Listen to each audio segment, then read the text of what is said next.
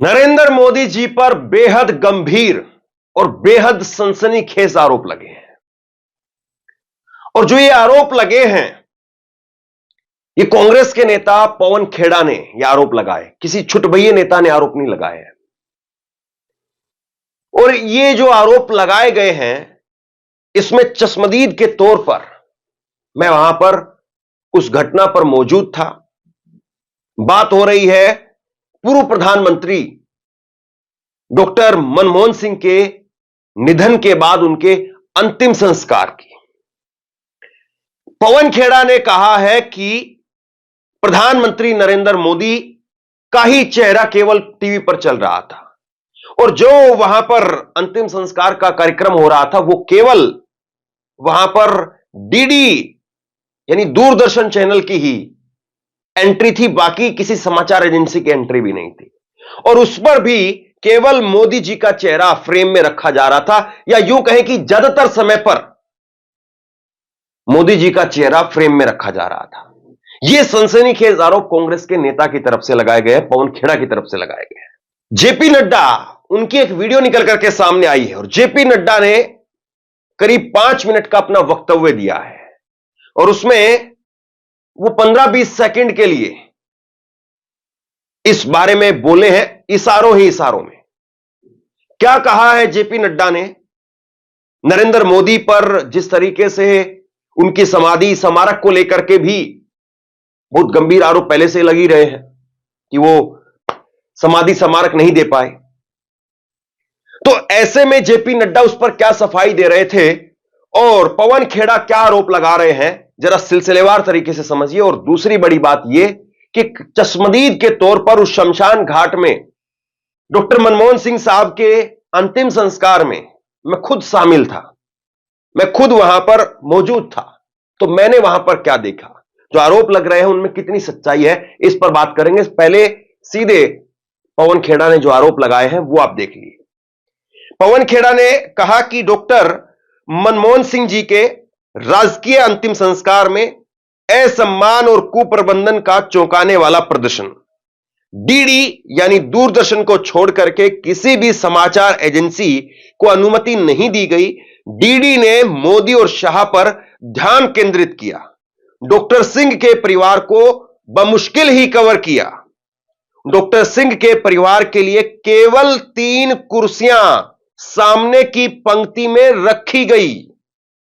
कांग्रेस नेताओं को उनकी बेटियों और अन्य परिवार के सदस्यों के लिए सीटों की व्यवस्था के लिए जद्दोजहद करनी पड़ी। राष्ट्रीय ध्वज को उनकी विधवा को सौंपे जाने या गार्ड ऑफ ऑनर के दौरान प्रधानमंत्री और मंत्रियों ने खड़े होने की जहमत नहीं उठाई। अंतिम संस्कार की चिता के आसपास परिवार को पर्याप्त स्थान नहीं दिया गया क्योंकि एक और सैनिकों ने जगह घेर रखी थी। जनता को अंदर आने से रोका गया और वह बाहर से ही कार्यक्रम देखने को मजबूर रही। अमित शाह के काफिले ने शव यात्रा को बाधित कर दिया, जिससे परिवार की गाड़ियां बाहर रह गई। गेट बंद कर दिया गया, परिवार के सदस्यों को ढूंढ करके वापस अंदर लाना पड़ा। अंतिम संस्कार की रस्म निभाने वाले पोतों को चिता तक पहुंचने के लिए जगह के लिए संघर्ष करना पड़ा। विदेशी राजनयिकों को कहीं और बैठाया गया और वो नजर नहीं आए। हैरानी की बात यह रही कि जब भूटान के राजा खड़े हुए तो प्रधानमंत्री खड़े नहीं हुए। पूरे अंतिम संस्कार स्थल को इतनी खराब तरीके से व्यवस्थित किया गया कि शव यात्रा में भाग लेने वाले कई लोगों के लिए जगह नहीं बची। इस महान राजनेता के साथ किए गए इस अपमानजनक व्यवहार से सरकार की प्राथमिकताओं और लोकतांत्रिक मूल्यों के प्रति उसकी असंवेदनशीलता उजागर होती है। डॉक्टर सिंह गरिमा के पात्र थे, न कि इस शर्मनाक दृश्य के। यह पवन खेड़ा की तरफ से आरोप लगाए गए। पवन खेड़ा कह रहे हैं कि डीडी नेशनल को छोड़ करके और किसी समाचार एजेंसी को वहां पर अनुमति नहीं थी। वहां पर लोगों के लिए बैठने के लिए भी पर्याप्त जगह नहीं थी। ये कई सारे आरोप लगाए कि उनके परिवार के लोगों को बैठने के लिए सिर्फ 3 कुर्सियां रखी गई, जबकि मनमोहन सिंह जी की पत्नी वहां पर मौजूद थी, उनकी 3 बेटियां हैं। अब जरा ये तस्वीर आप खुद से देख लीजिए, ये तस्वीर आप खुद से देख लीजिए और इन तस्वीरों से काफी कुछ चीजें बयां हो रही है। ये तस्वीरें आप देखिए, इन तस्वीरों में आपको दिखाई दे रहा है, और जरा आप देखिए और इन तस्वीरों को और कल्पना करिए, क्या किसी कार्यक्रम में आपने नरेंद्र मोदी जी, देश के प्रधानमंत्री जहां पर हों, और राष्ट्रपति द्रौपदी मुर्मू वो उस कार्यक्रम में हो, उपराष्ट्रपति हो, लोकसभा में राज्यसभा में विपक्ष के नेता मौजूद हो, अन्य देशों के राजनेता वो वहां पर मौजूद हो, और उसके साथ में सेना के तीनों सेनाओं के जवान वहां पर सलामी देने के लिए वो मौजूद हो, तो क्या इतनी जगह आपको दिखाई दे रही है? या किसी भी इतने बड़े राजनेता के निधन के बाद में वाकई जो है वो इस तरह की स्थिति होती है? मैं आपको कुछ चीजें बता सकता हूं। जब हम लोग वहां पर निगमबोध घाट के मेन एंट्री गेट पर थे और वहीं पर बैरिकेड लगा करके, रस्सा लगा करके मीडिया को मेन गेट के ठीक बगल में जगह दी गई थी। सड़क पर जो मेन गेट है उसके ठीक बगल में जगह दी गई थी। वहीं पर खड़ी होकर के मीडिया रिपोर्टिंग कर रही थी और मैं भी वहीं पर खड़े होकर के रिपोर्ट कर रहा था। जब काफिला आया, जब शव वाहन आए तो वहीं से अंदर गए और उसके बाद में जो वहां था वो वहीं ठहर गया। प्रियंका गांधी को भी मैंने पैदल पैदल जाते हुए देखा। बाकी जो अन्य वाहन थे, शव वाहन था, राहुल गांधी उसमें बैठे हुए थे, वो सब चले गए, लेकिन प्रियंका गांधी को भी मैंने खुद अपनी नजर से पैदल पैदल जाते हुए, सड़क से ही और पैदल पैदल जाते हुए निगमबोध घाट के अंदर देखा। बाकी गाड़ियां अंदर गई, तो यह भी अपने आप में एक बात रही। उसके बाद में आम लोगों के लिए अगर बात करें कि आम लोगों के लिए एंट्री थी या नहीं थी, आम लोगों के लिए उस मेन गेट से तो बिल्कुल एंट्री नहीं थी।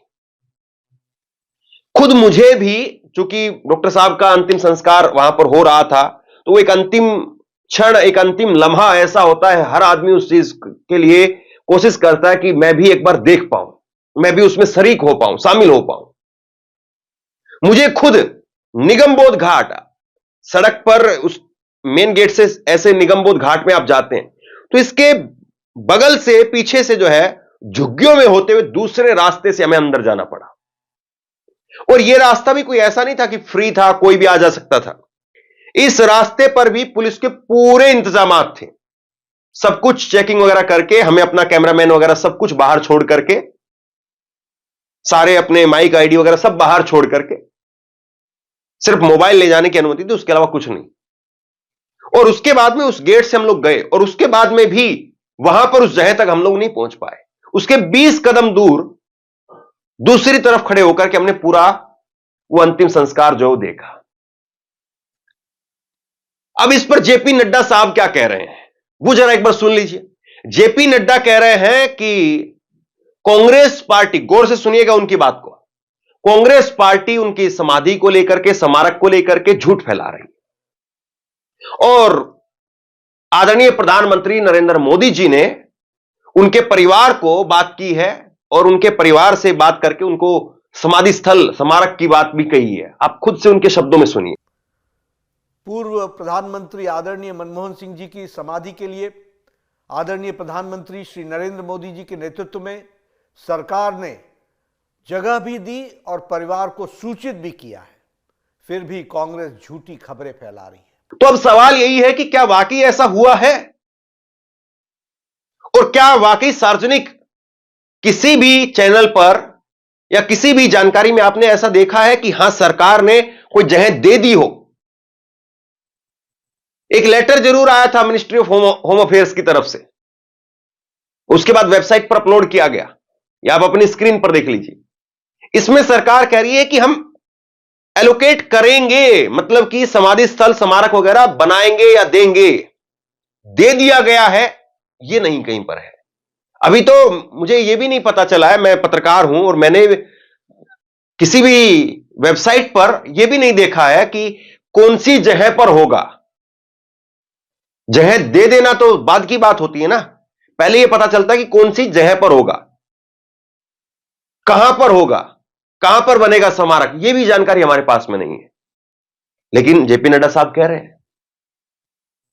और बड़ी बात जो है वो यह है कि जिस तरीके से ये आरोप लग रहे हैं, जिस तरीके से लोगों के दिलों में इस बात को लेकर के नाराजगी है कि डॉक्टर साहब का जो अंतिम संस्कार था उसके लिए पर्याप्त समय नहीं मिल पाया, उसके लिए पर्याप्त जगह नहीं मिल पाई, उसके लिए पर्याप्त तरीके से लोगों को दर्शन करने के लिए भी समय नहीं दिया गया, ये तमाम सारी चीजें तो पहले से हैं ही।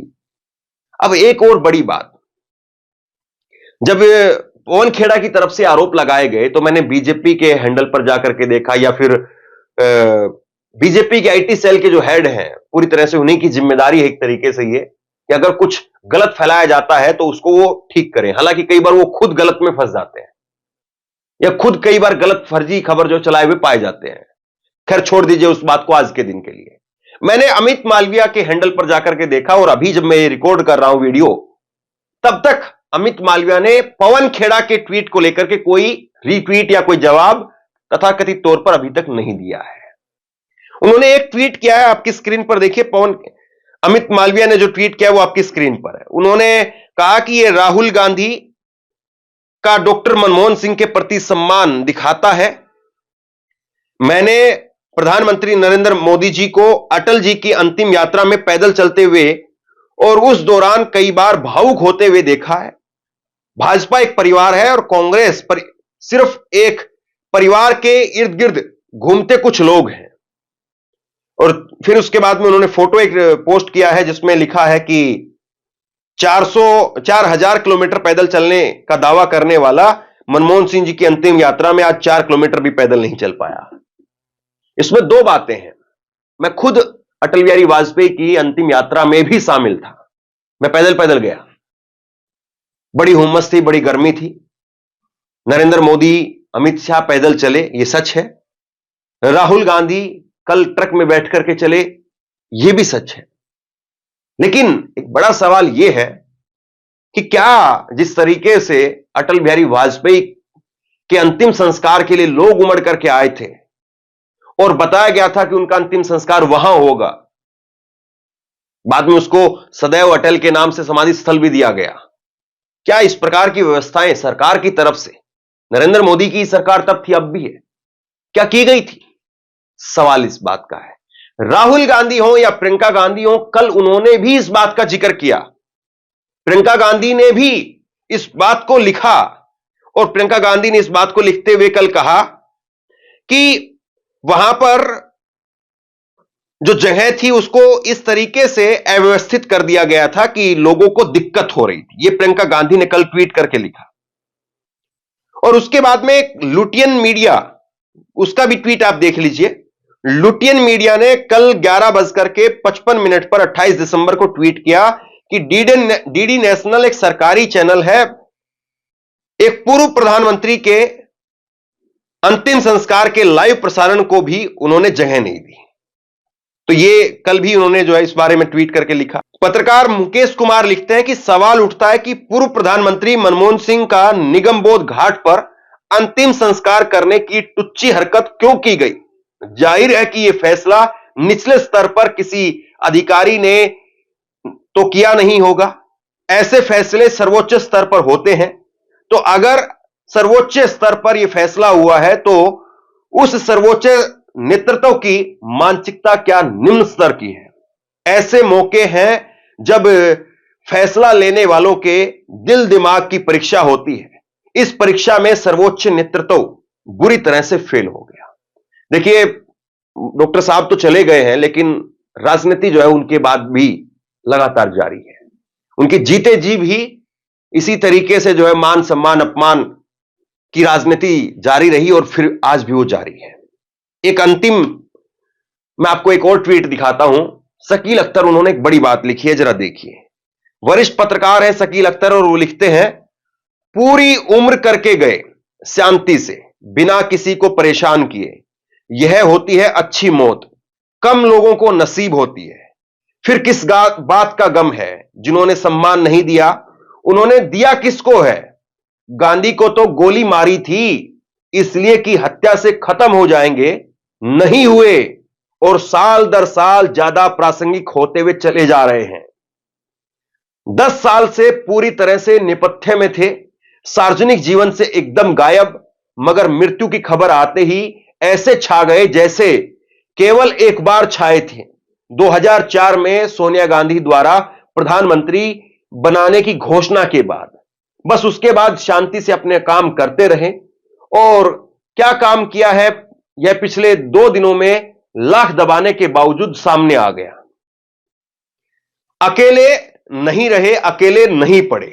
सबसे बड़ी बात, परिवार था जिस पर हर भारतीय परंपरा से गर्व करता है, और पार्टी थी जिसने उसी परिवार की भावना से हमेशा ख्याल रखा। और क्या चाहिए। बहुत बड़ी विदाई है, कोई फर्क नहीं पड़ा उनके व्यवधानों का, छोटेपन का। बड़े बड़ाई ना करें, बड़ों ने बोले बोल, रहीमन हीरा कब कहे, लाख टका मेरा मोल। तब डॉक्टर साहब तो वापसी आने से रहे, और डॉक्टर साहब तो कुछ नहीं कहेंगे, डॉक्टर साहब का परिवार भी कुछ नहीं कहेगा।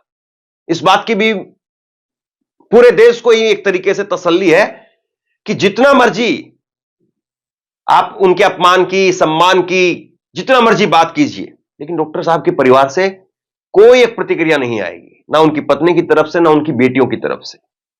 लेकिन सवाल यह है कि क्या वाकई वो सम्मान उनको मिला जिस सम्मान के वो हकदार थे, या नहीं मिला। यह आज भी लोगों के बीच में चर्चा का विषय बना हुआ है। और मुझे लगता है जब जब डॉक्टर साहब का जिक्र होगा, शायद उनका अंतिम संस्कार और उनके अंतिम संस्कार पर जो कुछ हुआ है उसका जिक्र हुए बिना रह नहीं पाएगा। बाकी आप लोग क्या सोचते हैं नीचे कमेंट बॉक्स में लिख करके जरूर बताइए। बहुत बहुत धन्यवाद।